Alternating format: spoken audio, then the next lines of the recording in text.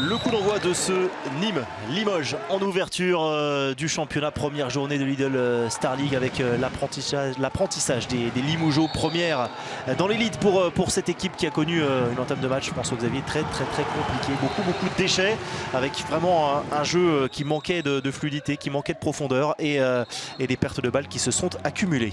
Eh bien, vous parliez d'apprentissage en première période pour les Limougeaux, et bien c'est bien ça dont il s'agissait malheureusement pour Limoges, qui n'a pas su rentrer dans la partie, à l'inverse des Nîmois. Alors vous allez me dire, c'est toujours ce jeu, hein. Lorsque l'un va mal, l'autre va bien, mais c'est ça. Alors même si les Limougeaux ont eu quelquefois l'occasion face à Rémi Desbonnets, très bon une nouvelle fois Rémi Desbonnets sur l'ensemble de la partie, puisqu'il n'aura quitté ses buts que pour quelques 7 mètres avec Théodore Paul, le changement avec Théodore Paul. Voilà, il n'y était pas. Résultat des courses, beaucoup de solutions pour Nîmes qui aura marqué à 18 reprises, vraiment à 18 reprises en première période, alors que Limoges avait les pires difficultés, même si Antoine Léger sur cette action trouve la solution. La solution est la tête de Rémi Desbonnets, mais sans dommage, on le verra un petit peu plus tard. Voilà, l'apprentissage, malheureusement faux départ, et lorsque vous avez un déficit de 8 buts à la pause face à une équipe comme Nîmes, il est extrêmement difficile de revenir dans la partie, même si on va le voir, la réaction des Limougeaux aura été bonne. Oui, elle a été bonne cette réaction en seconde période. Même si, oui, alors il y a eu un coup de mou de Nîmes, hein, il faut le dire, qui a accusé le coup pendant un quart d'heure, avec une équipe de Limoges qui a retrouvé des couleurs, qui a même eu un ballon pour revenir à 3 longueurs.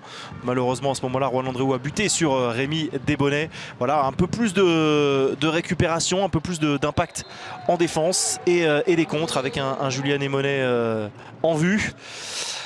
Mais quand il a fallu resserrer les rangs, eh bien on a vu eh bien cette équipe de l'USAM avec Rémi Desbonnets qui a su hausser le ton pour s'imposer vraiment assez facilement sous les yeux d'Alain Aubard. Gatien Quentin et Nenad Stanic. Et alors c'est un tout autre Limoges qui est revenu après les vestiaires, après la pause, qui est bien revenu dans la partie, mais encore une fois l'écart était trop important. Ceci dit, et c'est peut-être là-dessus que Tariq Ayatoun, l'entraîneur de Limoges, doit s'appuyer avec des changements, notamment cet homme, le capitaine Ingas Toudé, c'est lui qui contre cette tentative. Rémi Desbonnets partout. Vous l'avez dit, dans les buts, il a été très bon, à 37% de réussite sur l'ensemble de la partie. 2 buts pour lui et 3 interceptions. Vous en voyez l'une des 3 avec Thésio à la finition. Belle entrée de Thésio en fin de partie. L'écart était trop important. Le dernier but justement pour le jeune ailier droit nîmois.